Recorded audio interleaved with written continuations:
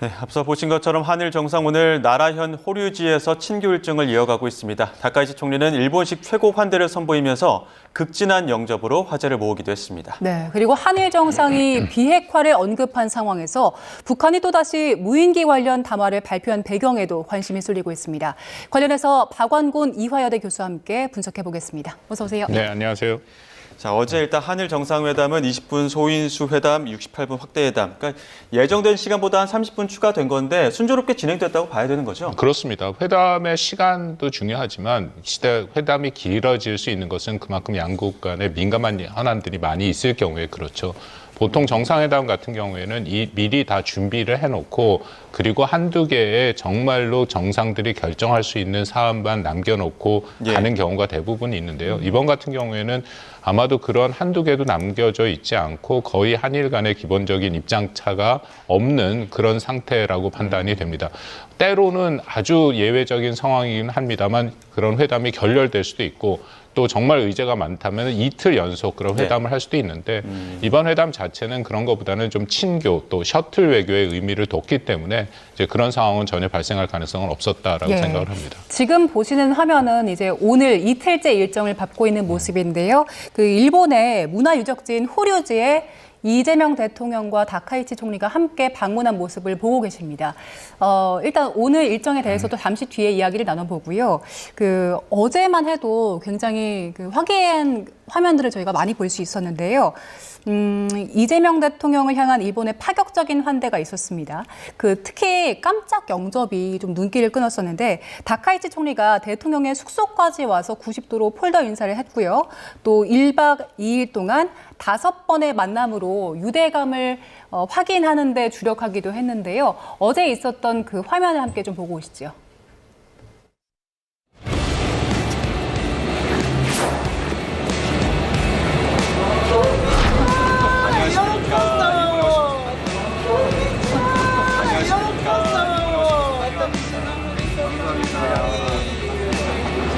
벽을 깨가지고 환영해 주시면 저희가 온줄 바를 모르겠습니다. 감사합니다.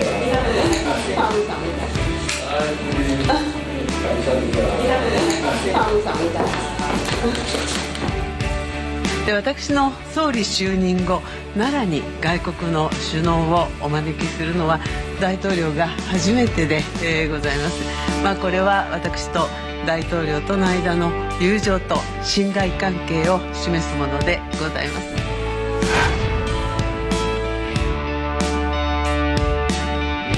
불편하거나 나쁜 점들을 잘 관리해서 최소화시키면서 더 나은 미래를 향해서 손 꼭 잡고 함께 가면 더 나은 미래를 확실하게 만들 수 있다고 믿습니다. 本年も今般の大統領の、訪問を、皮切りに日韓関係をさらなる高みに、発展させる年としていきたいと、願っております。 네, 다카이치 총리가 저렇게 환대하는 걸 오모테나시 외교라고 표현을 하던데 일단 원래는 호텔 측이 이재명 대통령 부부를 영접하는 걸로 돼 있었는데 깜짝 영접을 갔습니다. 그리고 두 정상의 모습이 한결 편해진 것 같은 느낌이 들더라고요. 외교는 다 이런 프로토콜이 매우 중요하죠. 그것 때문에 외교가 생겼다라고 보셔도 크게 무방한 정도니까요. 근데 그런 상황에서 이런 숙소에 양국 상대방 정상이 나와서 직접 영접을 하는 것은 정말 매우 이례적인 일이다. 그래서 아마 이 대통령도 아마 차를 타고 오는 과정에서 얘기를 듣긴 했겠지만 좀 깜짝 놀라는 그런 반응을 보였고요.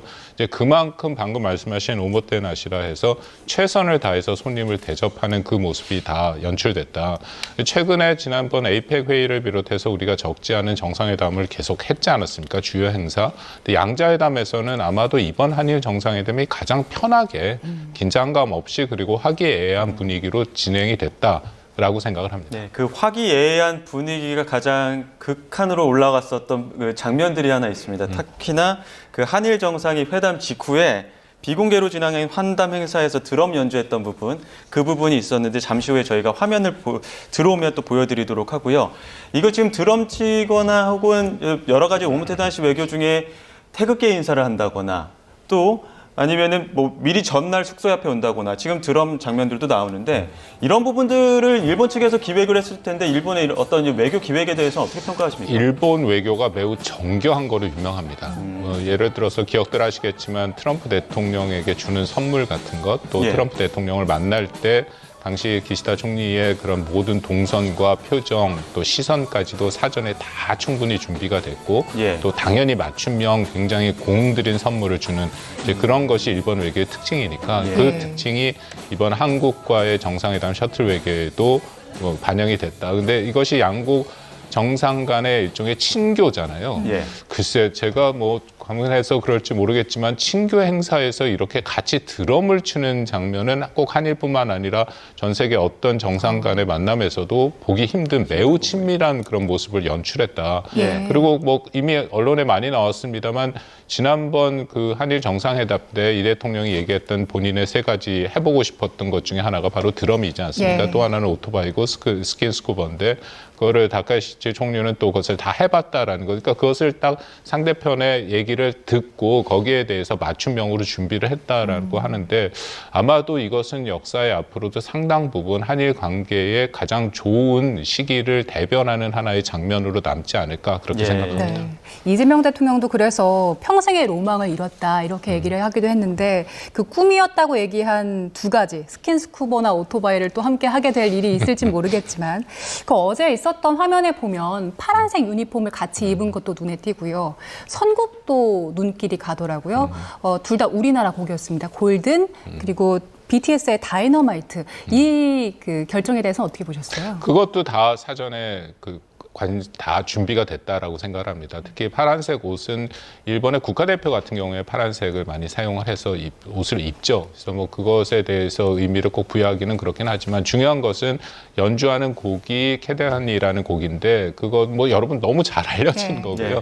이거는 사실 한일을 넘어서 한국이기도 하지만 정말 세계화된 한국 문화의 중심지지 않습니까? 이번 골든글로브에도 수상을 할 정도로 전 세계인들이 같이 즐기는 한국 문화의 우수성을 보여주는 그런 그 음악인데 그것을 한일 정상이 같이 했다라는 것은 그만큼 세계에서 한일 간의 협력의 여지가 크다. 그러니까 저는 외교의 모든 하나하나는 사실상 의미를 담고 부여하고 있거든요. 그러니까 그것을 다 고르고 선정을 할 때 어떤 의미를 그 안에 실을 것인가가 분명히 담겨져 있다라고 생각을 합니다. 예. 이 지금 한일 정상의 만남이 그 셔틀 외교 복원이라는 의미도 상징성도 있을 텐데 다음에 이제 한국에서 하게 될 텐데 이재명 대통령의 고향인 안동에서 하게 될까요? 뭐 그 가능성은 있죠. 그리고 저는 셔틀 외교라는 것은 이런 격식을 좀 더 탈피하는 것이 가장 중요하다고 생각을 하거든요. 그러니까 구태여 뭐 동경이나 도쿄나 아니면 서울에서 할 필요는 없는 것이고 예. 그렇게 상대방 그런 정상의 고향에 감으로써 친교와 신뢰의 의미가 크죠. 셔틀 외교는 이런 의미로 보시면 됩니다. 평소에는 셔틀 외교가 그냥 이렇게 보이는 친교의 모습이지만 이것이 정말 한일 관계가 어렵고 힘들 때 굉장히 큰 뭔가 작용을 할 수 있다, 영향력을 발휘할 수 있다라는 것이죠. 이런 식으로 제도화된 양국 간의 수시로의 만남은 힘든 일이 앞으로 발생했을 때도 이런 식으로의 만남을 통해서 양국 정상 간이 이것을 돌파하고 관리할 수 있다. 이제 그런 면에서의 이런 서로 간의 신뢰를 쌓는 셔틀 외교는 매우 중요하다고 생각합니다. 네. 그리고 저희가 앞서 그림으로 보여드렸는데 오늘 일정은 호류지의 두 정상이 함께 방문하는 일정입니다. 이 호류지도 장소가 가진 의미가 있다면서요? 그렇습니다. 조금 전에 YTN 보도에도 나왔습니다만 이게 일본에서 처음으로 유네스코 문화유산에 등재된 곳이기도 예. 하고요. 이 고구려, 백제, 신라 등 한반도 고대 3국의 교류 협력이 여기에다 흔적이 남아있다라고 알려져 있고 또 이것은 100% 확인되지 않았는데 49년 화재로 그 손실된 호류지 금당 벽화가 있는데 이 금당 벽화를 그 고구려 승려 담징이 그렸다라는 설도 있고요. 가장 유명한 그곳에 있는 그 목조 관음 입상이 있는데 이 관음 입상은 백제 불상 양식을 닮아서 백제 관음상으로도 불린다. 예. 그러니까 그만큼 한일 간의 예전부터 고대부터 이루어졌던 그런 교류 협력을 상징하는 그런 장소고 또 이 대통령이 이런 문화유산에 관심이 있어서 방문을 원했다 하니까 아주 적절한 장소를 택했다라고 생각을 합니다. 이 중일 갈등이 격화하는 가운데 한일 간의 만남이어서 중국에 대한 입장이 있을까 이 부분도 이제 주목이 됐습니다. 근데 이재명 대통령은 한중일 협력에 대한 언급을 했지만 일본 측에서는 중국은 빼고 한일과 한미일 협력만 이야기했거든요. 이 부분에 대해서 어떻게 좀 해석해 볼 수 있을까요? 그 차이는 분명히 있죠. 왜냐하면 일본의 입장에서는 한중일 협력을 지금 얘기하기가 굉장히 껄끄러운 상황이다. 한중일 정상회의 같은 경우에도 작년이 일본이 그것을 주관하는 국가였는데 이뤄지지 못했고요. 예. 올해도 원래 올해 초에 한번 해보려고 일본이 시도했는데 결국 안 될 가능성이 매우 크다. 근데 이런 상황에서 한중일 협력이라는 것을 얘기한다면 중일 간의 갈등에서 일본이 잘못된 메시지를 중국한테도 줄 수 있다라는 면에서 아마 그 부분은 빠졌고요. 대신에 이제 공급망 얘기를 해갖고 예. 실질적인 얘기로 돌아섰다 판단이 되고, 다만 반대로 한국의 입장에서는 한중일이 그렇게 협력을 한 것이 매우 중요하죠. 이재명 정부의 실용 외교라는 것이 결국 어떤 특정 국가와 각을 세우지 않고 다 같이 교류 협력을 하면서 일정 수준의, 물론 이제 거기에 경중의 비중의 차이는 있습니다만 그 국가들과 잘 호혜 협력을 이뤄내는 것이 핵심이다. 그렇다면 현재 중일 간의 갈등에 한국이 어떤 편을 들 필요는 전혀 없지만 그렇다고 그 갈등이 계속되는 것이 한국한테 결코 바람직하지는 않다. 예. 이제 그런 면에서 한중일 협력의 필요성을 다시 한번 강조했다라고 생각을 합니다. 예. 그리고 과거사 문제도 의제로 올랐는데 그 조세희 탄광 유해 조사 함께 추진하기로 했는데 일단 대화의 물꼬 정도는 튼 걸로 보입니다. 그런데 그 위안부나 또 강제징용 문제, 독도 문제 같이 좀 민감한 사안은 좀 뒤로 미뤄둔 것 같아요. 그렇습니다. 그래도 의미가 있는 게 과거사 문제를 첫 단추긴 하지만 그래도 한일 간에 협력을 해서 뭔가를 한 발 진전하겠다라는 것에서 충분히 의미를 찾을 수 있다라고 생각을 하는데요. 조세희 탄광이라는 것은 1942년에 갱도 붕괴로 조선인 노동자 136명, 전체 희생은 183명이거든요. 숨진 사건입니다. 이제 여기서 우리가 유해 발굴을 하기 위해 오래된 시간이 지났으니까 DNA 검사를 해서 유해를 발굴해야 되는데 그것이 한일 간의 협력을 해나가겠다라고 합의를 한 것이니까 상당히 의미가 있는데요. 방금 말씀하신 예를 들어서 강제징용자 문제라든지 위안부 문제라는 것은 그것은 사실은 풀리기가 굉장히 어려운 것이고 이 대통령도 이미 얘기를 했습니다. 처음에 당선되고 나서 일본을 가면서 했던 얘기 중에 하나가 이런 과거에 한일 간에 합의를 했던 것들은 존중하겠다. 그래서 현재도 아니고 미래로 나가겠다라고 얘기를 했는데 이런 상황에서 과거 문제로 다시 회귀하게 되면 이것은 관계가 어려워질 수밖에 없다라는 것이죠. 그렇기 때문에 양국이 그렇게 민감하게 부딪히지 않는 과거사의 문제부터 해결하는, 예를 들어서 방금 말씀 나눴던 조세희 탄광 문제 같은 경우에 가장 핵심적인 잘 선택한 것이다라고 생각합니다. 예. 오늘 어제 한일 정상회담이 앞서서 주요 현안으로 예측됐던 것 중에 하나가 CPTPP 가입 이 부분일 텐데 이 부분과 관련해서 논의는 있었던 것 같은데 어떤 뚜렷한 접점을 찾지는 아직 못한 것 같죠? 그렇습니다. 이게 포괄적 점진전 환태평양 동반자 협정이라는 것이죠.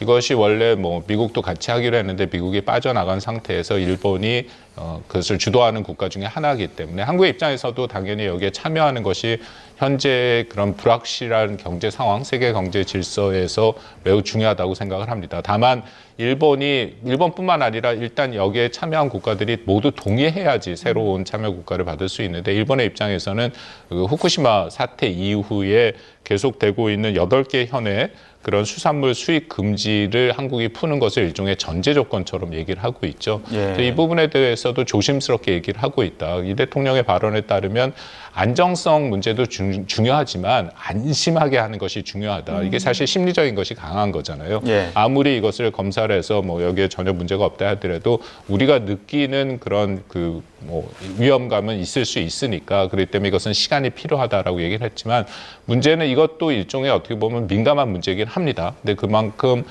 서로 간에 다루기 힘든 문제긴 하지만 그런 셔틀 외교를 통해서 문제를 한번 얘기해보겠다, 시도하겠다라고 얘기한 것은 또 하나의 성과로 볼 수 있는 것이죠. 예. 그리고 그 한반도 안보 문제도 의제로 올랐는데 일단 두 정상은 기존에 있었던 한반도 비핵화에 대해서 공감대를 형성한 정도였는데 눈에 띄는 게 이재명 대통령의 그 표현이었습니다. 원래 중국 갔을 때 그 방중 전후만 해도 핵 없는 한반도라는 표현을 썼는데 어제 보니까 다시 비핵화라는 단어를 썼더라고요. 하더라고요. 이게 어떤 의미가 있는 걸까요? 우리 정부의 공식적인 비핵화 정책은 END 구상이라고 돼 있지 않습니까? END의 END의 D가 분명히 비핵화, denuclearization을 얘기를 하고 있으니까 한반도의 비핵화든 북한의 비핵화든 어쨌든 비핵화에 대해서 핵심은 얘기하고 있다. 뭐 물론 정확한 표현으로 쓴다면 북한의 비핵화가 맞죠. 네. 왜냐하면 한국은 핵을 갖고 있지 않기 때문에 북한의 핵이 문제고 북한의 핵이 없어졌을 경우에 한반도 비핵화가 이루어진다. 근데 그 부분에 대해서는 워낙 또 뭐 그 북한도 굉장히 민감하게 반응하고 있고 미국도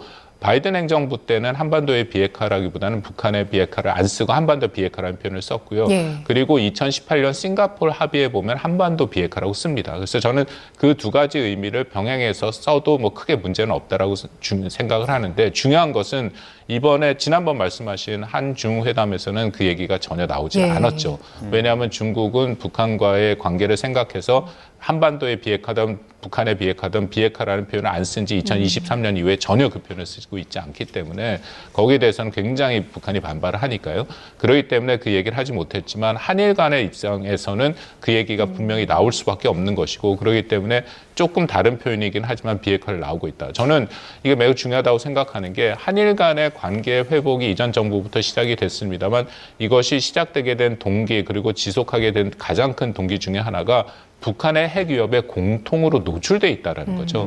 그래서 한국이나 일본이나 여론조사를 하면은 한일 간의 협력의 필요성에 가장 큰 필요성으로 이런 안보 협력이 나옵니다. 그것은 예. 북한의 핵 문제에 대해서 같이 대응을 할 수밖에 예. 없는 그런 여건이기 때문에 그런 거고요. 이제 그런 면에서 한반도의 비핵화, 북한의 비핵화라는 것을 한일 간에 공통으로 확인하는 것은 매우 중요했다라고 생각합니다.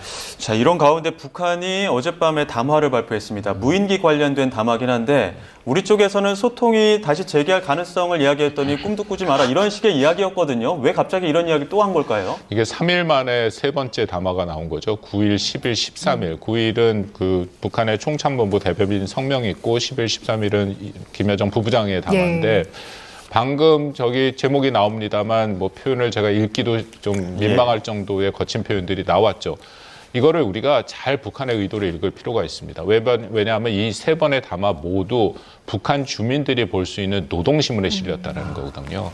이게 북한은 노동신문에 실리는 거랑 조선중앙통신에 실리는 거랑 다릅니다. 물론 조선중앙통신에 실리는 걸 노동신문에 실리기도 하지만 조선중앙통신에 실린 것 중에 일부는 북한 주민한테 알리지 않고 외부한테만 알리는 거거든요. 그렇기 때문에 노동신문에 실렸다는 것은 북한 주민들한테 알릴 필요성이 있는 것이다. 예. 그러니까 북한은 2023년 8기 9차 전원회의 때 적대적 두 국가론을 선포했죠. 예. 그리고 나서 계속해서 조치를 취하고 있었는데 정확하게 자신들이 왜 한국을 적대해야 되는지에 대한 설명은 그렇게 많지 않았습니다. 근데 지난 9월 21일, 작년이죠. 작년 9월 21일 김정은 그 노동당 총비서가 그 최고인민회의 시정연설을 통해서 비교적 자세하게 왜 적대적 두 국가고 왜 한국이 나쁘고 왜 자기가 통일을 포기 선언을 해야 되는지에 대한 설명을 쭉 했거든요. 이제 문제는 설명을 한 이후에 이것이 왜 한국이 나쁜가를 실질적으로 보여줘야 할 그런 시점이 나온다.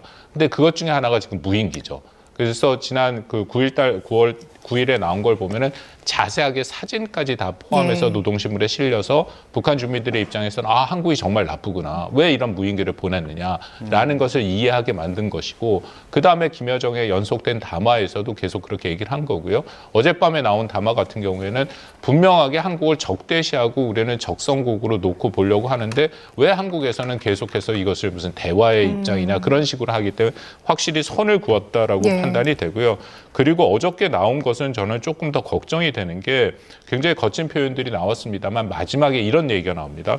비례성 대응이나 입장 발표에만 머무르지 않을 것이다. 이건 굉장히 큰 위협이거든요. 그러니까 우리가 조치를 취한 거에서 인정하고 사과하고 재발 방지 조치까지 해라. 이것도 무리한 요구인 것은 분명한데 그것을 넘어서서 비례성 대응이 아닌 형태의 대응까지도 강하겠다라는 것은 위협도를 굉장히 높인 거고요. 또 어저께 나온 담화 중에 한 가지 우리가 그 관심 있게 볼 만한 표현이 하나 나왔는데 아무리 집권자가 해외에까지 돌아다니며 뭐 청탁질을 해도 그런 표현이 나옵니다. 예. 그러니까 북한의 입장에서는 이게 두 번째 적대적 국가의 증거 외에도 이재명 대통령이 다니면서 중국과의 관계 또 일본과의 관계를 이런 식으로 잘 끌어가는 것이 북한의 입장에서는 부담이 되고 북한의 입장에서 이것이 별로 자신들에게 그 반가운 일이 아닌 것이죠. 네. 왜냐하면 늘 한반도의 주도권은 자신들이 갖고 있어야 되고 특히 중국 같은 경우에는 아직도 김정은이 중국을 방문하지 못한 상태에서 이 대통령이 먼저 방문을 했다. 이제 그런 모든 전반적인 상황이 북한의 굉장히 감정적인 대응으로까지 몰아가고 있다. 본인들이 스스로 그렇게 네. 하고 있다라고 판단이 됩니다. 어제 있었던 담화에 대해서 분석을 해주셨는데 그 앞서 11일 있었던 담화 이후에 우리 통일부 쪽에서는 이게 소통의 여지가 있다고 본다는 해석을 내놨잖아요. 물론 김여정 부부장 여기에 대해서 선을 그었지만 이런 상황에서 소통의 의지가 없다는데 딱 방점을 찍었는데 앞으로 그러면 우리는 어디에 집중해서 남북 관계를 이끌어가야 될까요? 그 남북 관계가 국가 간의 관계도 다 마찬가지고요. 저는 일종의 밀고 당기기가 필요하다고 생각이 됩니다. 현재로서는 계속해서 관계 개선을 하기 위해서 우리가 당기기만 예. 했었죠. 그런데 여기에 대해서 북한이 거친 반응이 나오기 시작했다 하면은 우리가 더 이상 당길 이유는 없는 거고요. 딱 우리의 기본 입장은 이미 다 밝혀진 거고 우리는 어쨌든 대화를 원하고 평화를 원하고 안정을 원한다라고 얘기를 했으니까 그 정도 선에서 좀 더 절제된 메시지를 담길 필요가 있다. 그리고 때로는 밀기기도 해야죠. 그래야 북한이 이게 전형적인 북한의 행태입니다. 그러니까 이거 우리가 당기고 우리가 북한의 요구를 받아들여질수록 그들은 더 무리한 요구를 하고 더 강력한 입장을 하고 더 강압적인 모습을 보이거든요. 그러니까 예. 때로는 이거 밀고 당기기를 하면서 굉장히 명민하게 이 기준선을 지켜갈 필요는 있다라고 생각이 됩니다. 예. 알겠습니다. 여기까지 듣겠습니다. 지금까지 이화여대 박원곤 교수와 함께했습니다. 고맙습니다. 고맙습니다.